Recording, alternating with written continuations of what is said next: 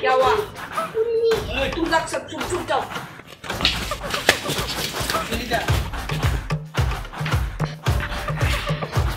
क्या रे पुष्पा, तू यहाँ पर क्या कर रहे रे? साथ ये मेरा बकरा चराने आया हूँ, तो मैं भी यहाँ पर करने आया हूँ। तू यहाँ पर क्या क्या? मेरा जो 2000 बकरियाँ ना, इसको चराना है। और ये क्या? तू लाल चंदन फिशर टंग रहा है? तेरी नहीं सब्जी लाल चंदन होता तो आपके आंखों के सामने दिखा जाता है। आपसे डरता हूँ मैं।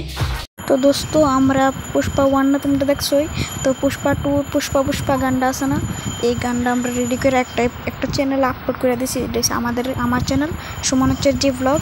তো আমি নিচে কমেন্ট বক্সে লিংক দিয়েছি, তোমরা সাবস্ক্রাইব করলে আর এই চ্যানেলটা তো সাবস্ক্রাইব করবে।